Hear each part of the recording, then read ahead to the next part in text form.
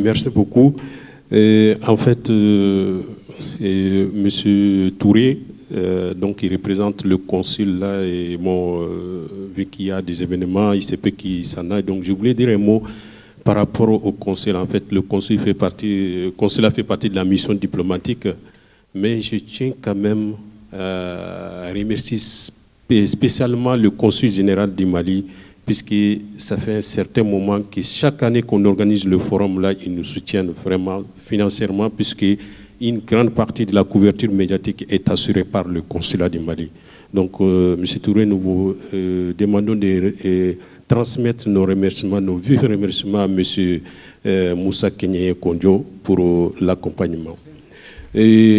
Donc, pour aller très vite, M. Touré, en fait, vous avez parlé de l'exonération des taxes concernant les matériels agricoles. En fait, je vous parle d'un cas un peu pratique, puisque nous, la diaspora malienne nous contacte directement quand ils ont des soucis, et nous contactons vos services. Et je profite de l'occasion pour vous remercier, parce que vraiment, depuis un an, nous sommes très satisfaits de vos services. Chaque fois qu'on dirige un Malien vers l'appui, vraiment, il trouve une oreille attentive auprès de vos services. Donc, merci beaucoup. Donc, concernant les matériels agricoles, un cas pratique, hein, un membre de l'INAGRIM qui s'appelle Samaké, il doit être dans la salle là ici. Il a acheté un engin, un tracteur, donc il voulait l'envoyer. Et c'est moi-même qui, à travers l'INAGRIM, nous avons écrit au ministre de l'Agriculture directement. Hein, c'est son chef de cabinet qui s'en est occupé, puisqu'il nous avait promis de s'en occuper. Donc, à la longue, c'est-à-dire on voulait avoir l'exonération sur, sur ce truc-là. Mais finalement, on n'a pas pu avoir. On n'a pas pu avoir, donc on ne sait pas où est-ce que ça coince, donc aussi il y a des procédures à suivre. Donc je voulais soulever ces cas-là, puisqu'il y a beaucoup de gens qui sont touchés par ce truc-là. Donc je laisse la parole à la salle. Merci beaucoup. J'aurais aimé que vous puissiez nous dire ce qu'il en était du croisement avec le commerce équitable, puisque a été mis en place depuis l'an dernier donc une plateforme des producteurs équitables avec l'AOBP, l'Association des organisations professionnelles paysannes, et que l'Agence française de développement s'est engagée à soutenir cette filière. La première adressée à M. Touré de l'API. Vous avez parlé du PACAM, un projet pour des pistes rurales. Est-ce que vous pouvez donner plus de précisions? Est-ce que ce projet il est spécifique à la mangue et c'est dans quelle région du Mali, s'il vous plaît? Et ma deuxième question s'adresse à M. Touré, Mamadou, par rapport au baobab. Les baobabs, apparemment, il y a un problème pour sauver les baobabs. Mais je me suis posé la question, combien de pieds de baobab il y a sur un hectare et comment on peut faire pour acquérir enfin, la terre, les problèmes fonciers quoi, par rapport au baobab. Comment on peut faire pour intervenir dans ça? Je m'appelle Souleymane Diallo, je suis le président de la CADERCAF, la coordination des associations pour le développement de la région des Cayes en France. Et je remercie le président Comé, qui est aussi membre du bureau, il est le chargé de la communication. Je voudrais poser quelques questions. Je suis désolé, je suis un petit peu en retard, je n'ai pas suivi tout le débat. Mais alors, la question s'adresse à ceux qui sont sur le présidium, s'il y a quelqu'un qui pourrait répondre à cette question-là. C'est-à-dire qu'on a eu la journée Invest in Mali au mois de septembre. Et on nous avait fait comprendre que le ministère des Maliens de l'extérieur était prêt à mettre 1 euro sur chaque euro investi par la diaspora dans un projet au Mali. Est-ce que vous êtes au courant de cette information, si c'est vrai, et comment ça se passe concrètement? Ça, c'est la première question. La deuxième, étant donné que j'ai suivi l'exposé très brillant de notre camarade, M. Diko, je crois, sur la filière oignon, donc j'aimerais savoir, la filière oignon, le cycle de l'oignon, c'est-à-dire du semis à la récolte, ça prend combien de temps? Si vous l'avez dit, ça m'a échappé, j'aimerais bien le comprendre. Et deuxièmement, j'ai eu le sentiment que, en ce qui concerne les marges, on compte plutôt sur les périodes de soudure. Et donc, j'imagine que la production d'oignons ne va pas rester au stade où elle est en ce moment.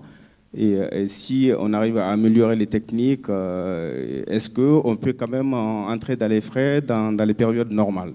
Donc, est-ce que la marge elle est assez significative pour inciter à se lancer dans cette production-là?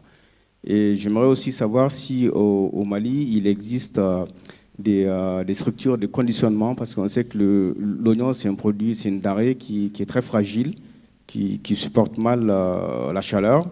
Et est-ce qu'il y a des dispositifs pour le conditionnement de l'oignon? Où est-ce qu'on en est au Mali? Voilà. Bonjour tout le monde. Je pense que mon président a déjà posé la question que je voulais poser. Et je voulais poser une question concernant est-ce qu'il y a le système au Mali pour conserver de l'oignon et pendant combien de temps? Et il y a ça, je voulais poser une question aussi. Est-ce que l'oignon est cultivable pendant, selon les saisons de pluie au Mali, si c'est faisable ou pas? C'était les deux questions que je voulais poser. Et ma troisième question que je m'adresse à Api Mali, et j'aimerais savoir quels sont les délais pour créer une entreprise au Mali. Et moi, je pense que nous, on est en cours d'une création d'une entreprise. Ça nous a pris presque 3 mois. Et pourtant, il nous a dit que tous les dossiers sont complets. Forcément, qu'on passe par un avocat, qu'on passe par un cabinet ou qu'on s'adresse directement à l'Api Mali. J'aimerais bien savoir. Merci tout le monde. Bonjour. Je voulais poser une question à Dr Kané, c'est ça? Et vous avez parlé des faux vétérinaires. Que faire pour empêcher cela? Et puis une question aussi à M. Touré.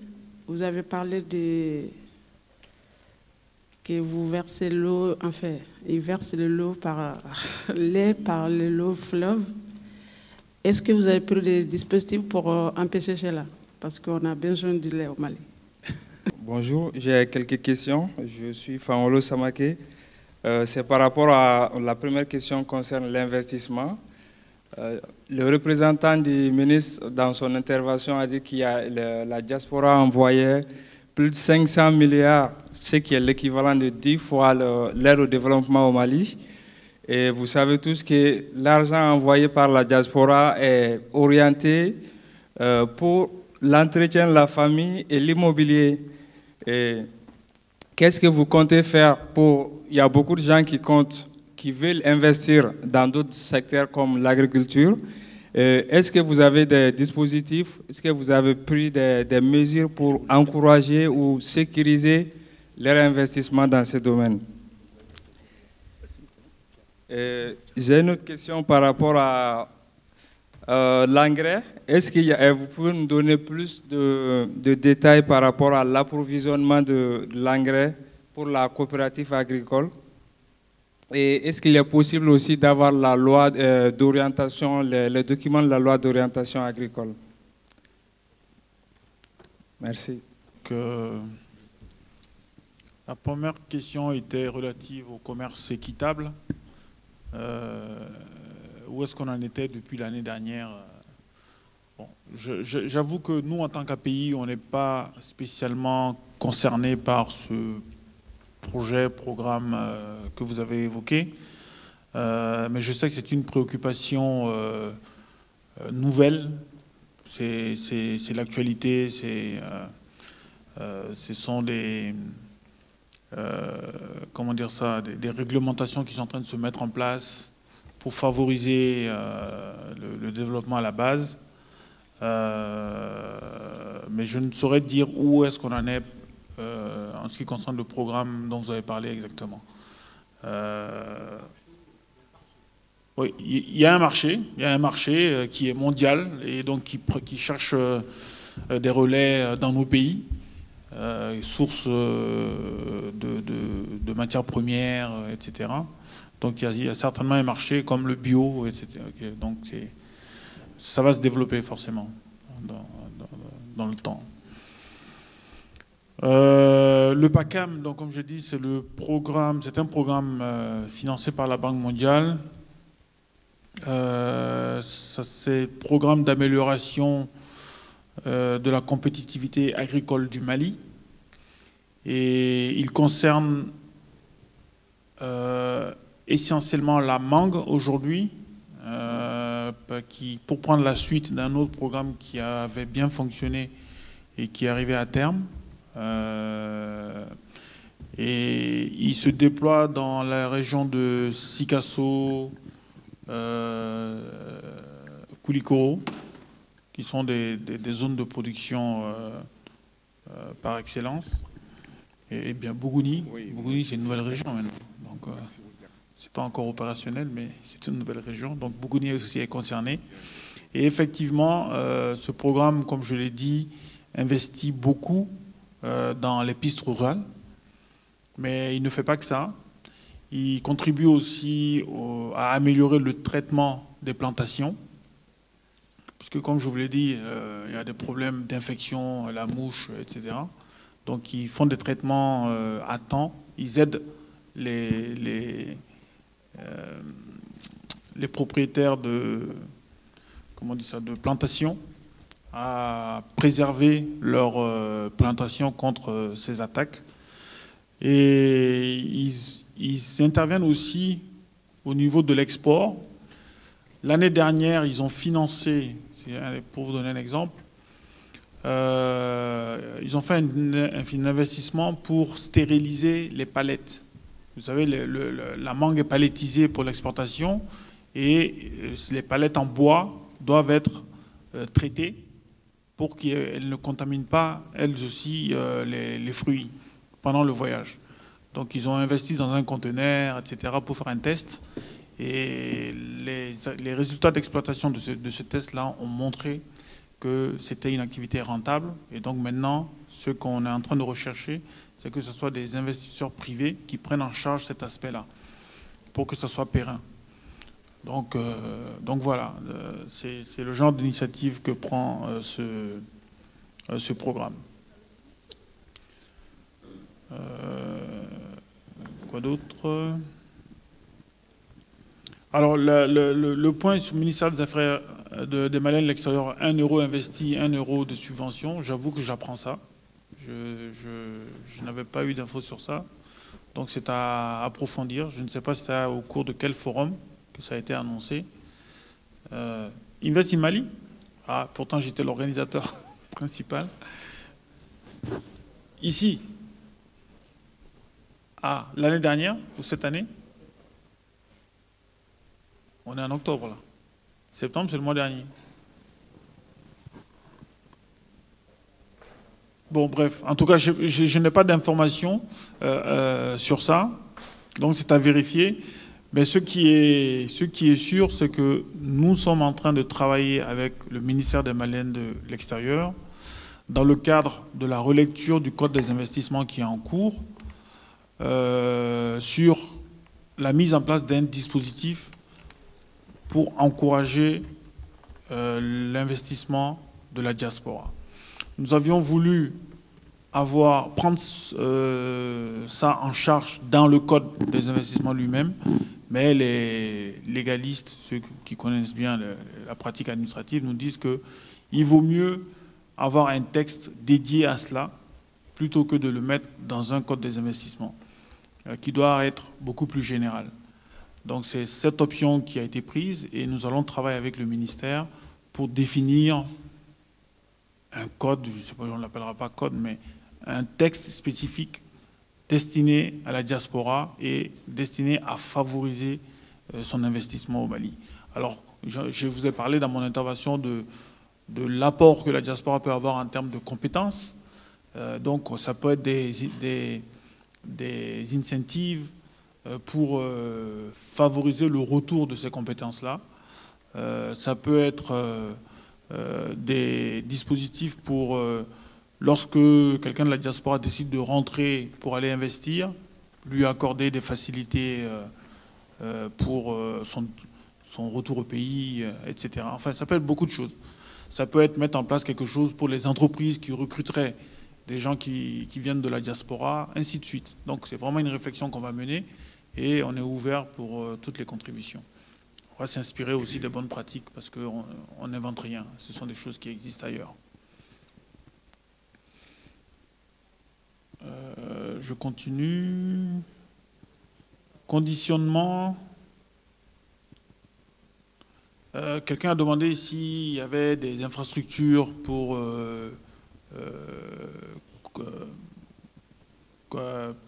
conditionner et même garder, c'est ça, hein, stocker les productions que nous avons. Des infrastructures existent de plus en plus et on constate que ça fait investir dans ça est une opportunité pour le développement des filières. Aujourd'hui, il a parlé d'investissement dans la filière des oignons ou de la pomme de terre. Quelqu'un comme GDCM a investi lui-même dans des capacités de stockage, chambre froide et tout, pour pouvoir gérer son process. Et il y a 2 ans aussi, il y a un investisseur privé, M. Sidibé, qui a investi dans des capacités de stockage, chambre froide encore, à Sikasso, donc pour les producteurs. Lui, il ne fait pas la production de pommes de terre, il a investi dans la capacité de stockage, je ne sais plus, je pense 6 milliards de mémoire. Et donc les producteurs peuvent venir stocker leurs pommes de terre chez lui en attendant d'évacuer leur production.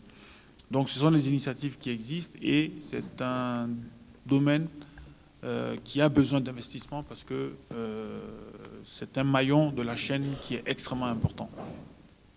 Et c'est valable si on va plus loin, et pas seulement le stockage, mais tout ce qui est emballage, c'est un frein au développement de notre agro-business. Donc il y a des initiatives dans ce sens-là. Au Forum Invest in Mali, mais de 2017 cette fois-ci, décembre, nous avions annoncé parmi les 3 projets un projet d'une usine d'emballage qui a ouvert ses portes depuis quelques mois, qui est opérationnelle. Eux, ils sont dans le carton. C'est un investissement de 7 milliards de francs CFA, partenariat malien et turc.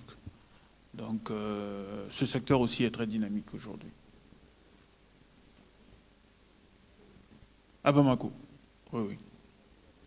C'est les Kouma qui sont actionnaires avec des Turcs. Silla, pardon, Silla. Alors, en ce qui me concerne, le lait, bon, elle va reprendre.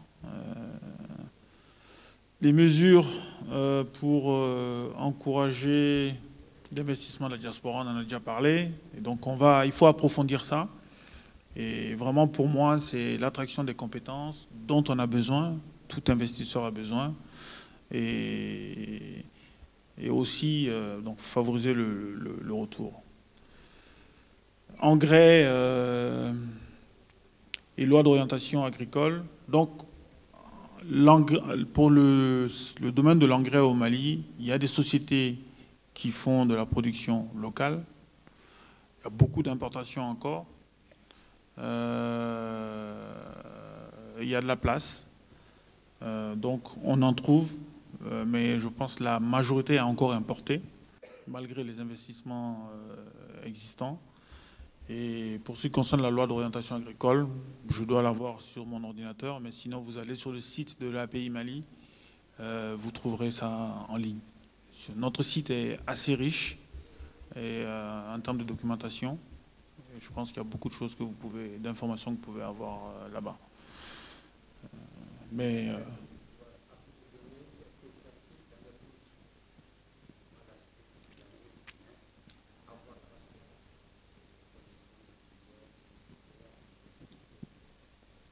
ah, d'accord. Qui les agriculteurs en brousse? Ok. Bon, on pourrait vous mettre en contact avec, parce que quand même le circuit de l'engrais est bien rodé aujourd'hui au Mali. Comme je dis, il y a beaucoup d'acteurs. Et l'État même a des initiatives dans ce sens-là pour assurer une meilleure gouvernance. Je sais qu'il y a eu des tentatives de dématérialisation en utilisant la téléphonie mobile, faisant des... Pardon? Bon, je pense qu'ils ont eu des problèmes. Ils ont eu beaucoup de problèmes cette année. J'ai entendu ça autour d'une réunion il y a quelques semaines. Beaucoup de problèmes pour la mise en œuvre. Mais bon, les initiatives sont là et il faut y travailler.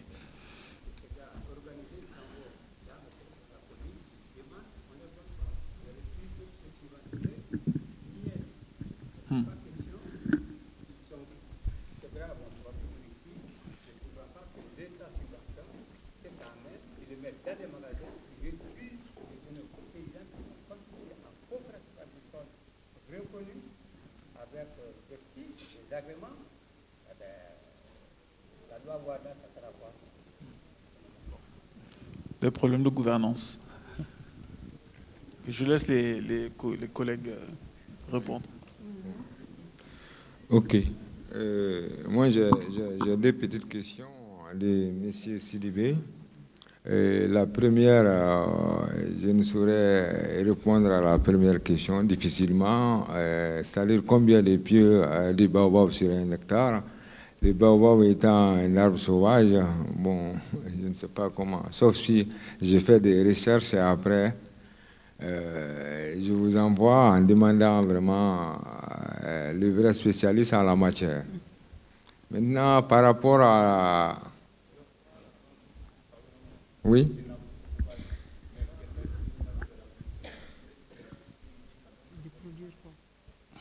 De faire la plantation. C'est pourquoi, lors de mes recommandations, j'ai fait appel aux services techniques chargés, les services des eaux et forêts. Excusez-moi, la salle, il y a une question qui est posée. Si les intervenants prennent la parole, s'il vous plaît, ne les coupez pas, laissez-les finir. Peut-être qu'on aura l'occasion de revenir sur ces questions-là. Sinon, en les coupant, donc, je pense qu'on est encore, on va encore être plus en retard. Donc, oui, on a très bien compris. Mais la précision, ça coupe, s'il vous plaît. Merci, allez-y. Ok. Donc maintenant, comment faire pour sauver cette espèce d'arbre qui est chez nous en déclin, vraiment? J'ai demandé l'appui à ce que l'État peut favoriser en mettant les services des eaux et forêts qui ne conduisent aucun programme en ce sens dans notre zone, pour que ces services peuvent planter, installer, faire les pépinières de ces baobabs et les replanter dans le cadre du reboisement dans la zone, quoi. Ce n'est pas un arbre qui est planté dans un jardin, ou bien c'est des arbres qui voilà, se marchent dans la nature comme ça. Donc là, il faut l'intervention de l'État. Comme ça fait partie de nos filières porteuses, quand l'État nous appuie dans ce sens, vraiment, ça pourra davantage fructifier les avoirs, sinon les revenus de nos braves femmes qui pratiquent ça, quoi. Voilà. Merci bien. Ok, merci bien. Je pense qu'il y a quelqu'un qui avait posé sur la question du lait. On verse du lait chaque année, pourquoi? Alors qu'on en a besoin. Effectivement, quand vous regardez le Mali, nous avons un potentiel laitier de 2 milliards de litres de lait au Mali et nous ne transformons que 600 millions de litres de lait. Pourtant, chaque année, le Mali importe 25 milliards de francs CFA dans le lait en poudre et des produits laitiers. La raison principale pour cela est qu'il y a des zones de production de lait qui sont vraiment enclavées. Ils n'ont pas accès aux zones de consommation de lait. Alors, l'État doit mettre d'abord les infrastructures en place, c'est-à-dire désenclaver ces zones de production vers les zones et multiplier les coopératives de collecte de lait. En plus, il faut faire la transformation obligatoirement. Et heureusement, cette année, il y a le PAFLAPOM, qui est le programme d'appui à la zone périurbaine de Bamako pour la filière lait. Et il y a Produits Le Valais qui ont appuyé la FETIER, c'est la Fédération nationale des coopératives de producteurs de lait, pour la création d'une unité de transformation. Et là, nous comptons faire le lait en poudre pour pouvoir baisser un peu l'importation du lait, ce qui va favoriser l'écoulement du lait des zones de production vers les zones de consommation. Malheureusement, nous sommes toujours à l'état un peu stationnaire par rapport à la transformation du lait. Et une seule usine ne suffira pas. depuis vers l'indépendance jusqu'à aujourd'hui, il n'y a que Malilait qui fait du lait. Et c'est le lait frais et le yaourt. Tout le monde peut le faire. Mais le lait en poudre, il faut qu'on exploite cette potentialité pour le Mali, pour pouvoir faire du lait en poudre, pour arrêter ces gaspillages de lait dont nous avons besoin. Okay.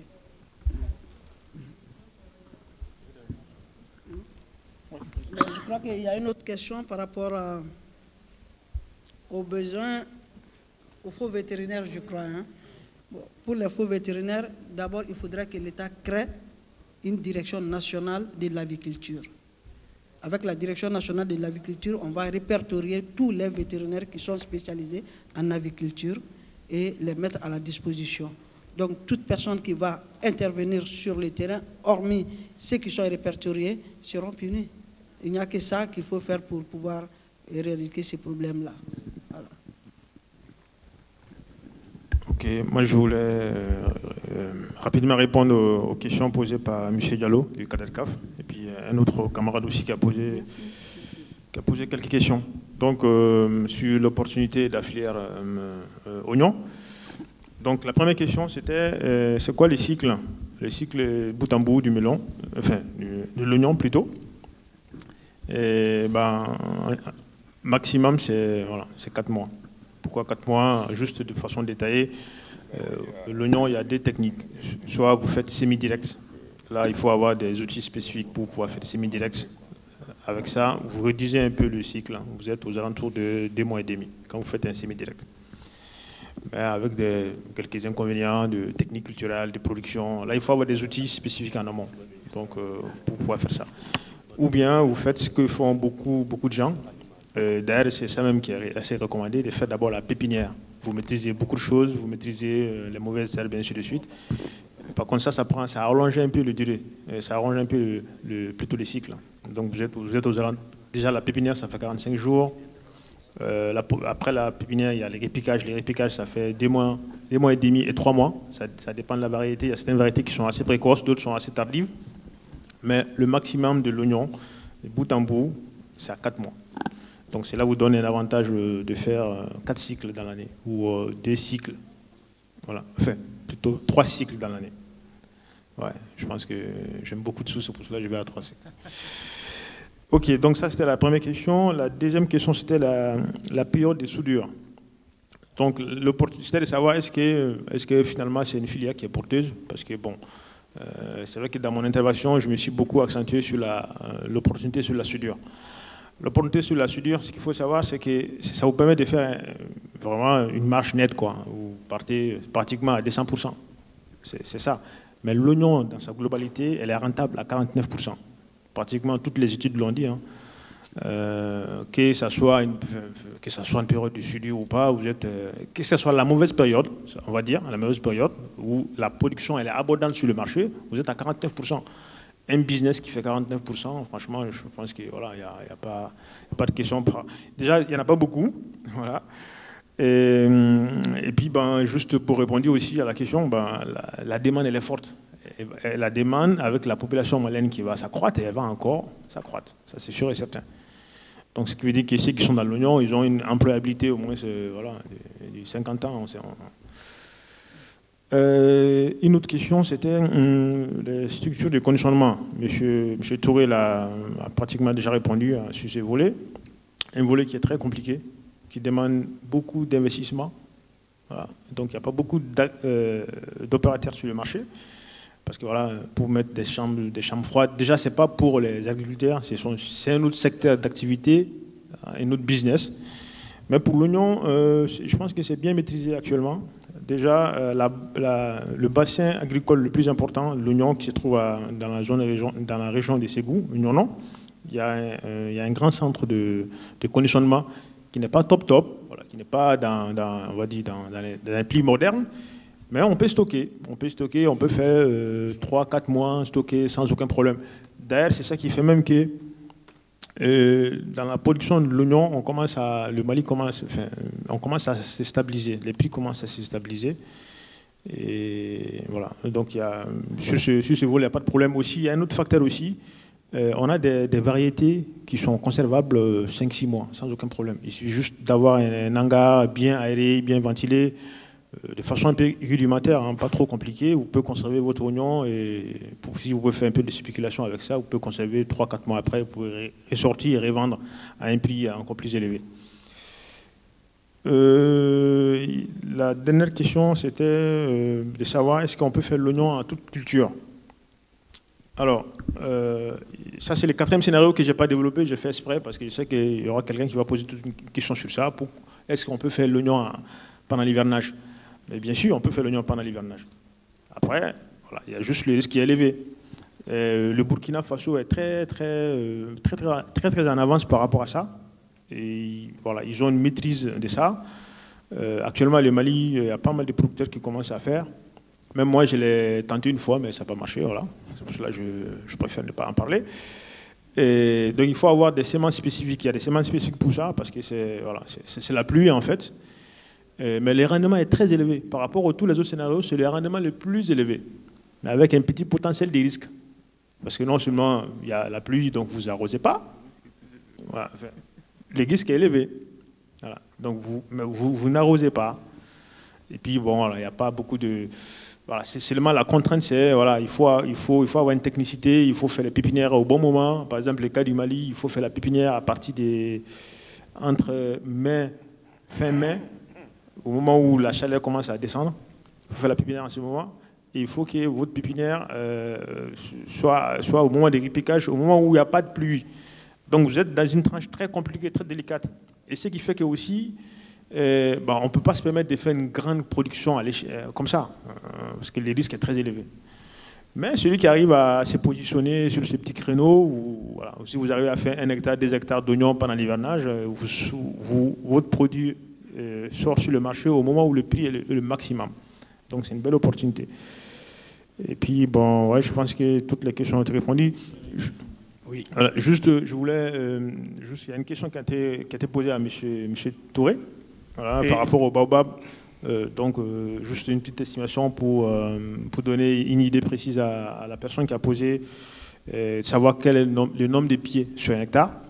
Voilà, donc, j'ai fait un petit calcul. Le baobab, un arbre comme les baobabs, il faut au moins se mettre entre 15 et 20 mètres entre les baobabs. 15 et 20 mètres. Donc, 1 hectare, c'est 10 000 mètres carrés. Donc, vous êtes aux alentours de minimum, le maximum 20 arbres, 20 pieds d'arbres sur 1 hectare de baobab. Donc, celui qui veut faire un investissement, il peut se faire une petite idée par rapport à ça. Voilà, merci. Convention de partenariat avec Inagrim, mais ma question s'adresse à M. Dicko. On a vu qu'en matière de production agricole, à travers le monde entier, tous les pays s'évertuent à défendre à la fois la production et les producteurs au niveau national. Ça, c'est un principe mondial. Ce que je voulais savoir et poser comme question à M. Dicko, nous constatons que le marché malien, en termes d'oignons, est inondé par des oignons venant du Maroc et de l'Espagne. Est-ce que les autorités maliennes ont pris des dispositions pour soutenir les producteurs d'oignons maliens et pour protéger la production nationale? La dernière question, M. Touré l'a pris avec précaution. Il y a des informations qu'il faut manipuler avec précaution. Dire que le ministère malien de l'Extérieur s'engage à subventionner d'un euro chaque euro investi, moi je suis un peu sceptique au regard du budget même du ministère des Maliens de l'Extérieur. Regardez le budget du ministère des Maliens de l'Extérieur et regardez cette possibilité de subventionner 1 euro d'investi par 1 euro au niveau malien. Je suis très sceptique. Merci. Une mauvaise expérience, mais je peux vous assurer aujourd'hui,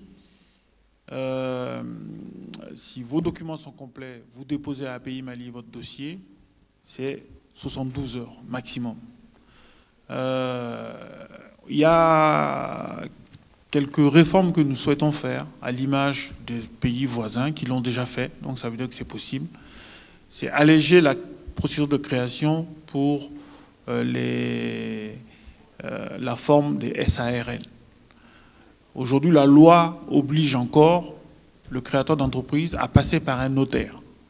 Et ça fait que ça coûte cher.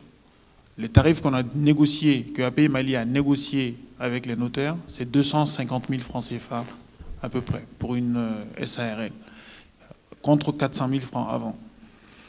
Et dans les 250 000 francs CFA, en gros, la moitié c'est pour l'État, la moitié c'est pour le notaire.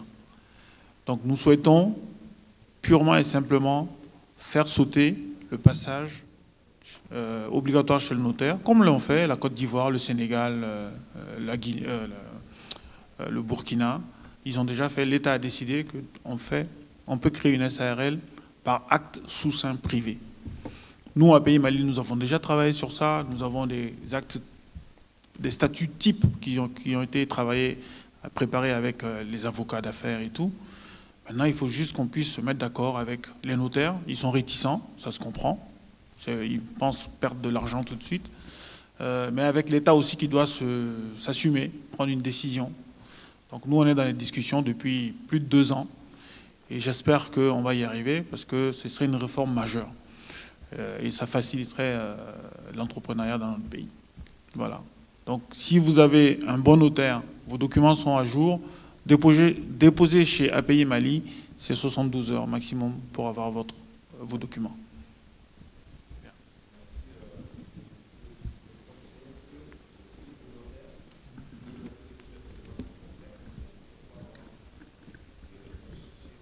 C'est à voir s'il a déposé même. Donc, demandez-lui le récépissé de dépôt. Voilà. Si vous l'avez, vous m'envoyez ça et je verrai. Voilà, le récépissé. Monsieur Koulibaly, comme il a dit, Monsieur Touré, donc à la fin de truc, donc vous allez faire des échanges comme on a eu à le faire avec d'autres camarades. Comme ça, les contacts seront facilités pour voir où est-ce que vous en êtes avec votre dossier. Merci. Ok, merci. Il y a une question qui m'a été posée par M. Diarra, si je ne me trompe pas. Donc par rapport à l'oignon. Donc moi je voulais juste dire que les importations au Mali concernant l'oignon se font principalement à partir de la période de soudure, de juin, c'est de juin jusqu'à actuellement, jusqu'en décembre. Voilà. Bah, pourquoi? Parce qu'il n'y en a pas. C'est simple, hein? La nature a horreur des vides. Alors ces importations, ce ne sont pas des étrangers, ce sont les Maliens eux-mêmes qui le font. Donc ce sont les Maliens qui au début c'était des étrangers, mais maintenant ce sont les Maliens qui ont développé des réseaux au Sénégal, des réseaux en Hollande, des réseaux au Maroc. Donc ils partent, prendre l'oignon et ils viennent combler les déficits. C'est pour combler le déficit. D'ailleurs, pour répondre précisément à votre question, l'oignon c'est une filière qui est très très professionnalisée. Et à cause de cette capacité de l'interprofession de la filière, lors de la grande production, lors de la grande récolte d'oignons, le marché d'importation est bloqué. Pareil, même pour la filière de la pomme de terre, si je ne me trompe pas. C'est bloqué jusqu'à l'épuisement complet de la production nationale. Bah, quand la production nationale est épuisée, bah, il va falloir faire appel à l'importation. Donc c'est pour cela que moi j'ai dit que cette filière, c'est une opportunité pour ceux qui veulent faire la production, ceux qui veulent faire l'importation et ceux qui veulent faire l'exportation. Et aussi ceux qui veulent faire des conditionnements, parce que ça aussi c'est un business à part. La spéculation, voilà, vous attendez au moment de la grande récolte, vous achetez une grosse quantité d'oignons, vous les stockez, vous les sortez au bon moment où les prix sont au meilleur prix. Voilà. Donc j'espère pouvoir répondre à votre question. Merci.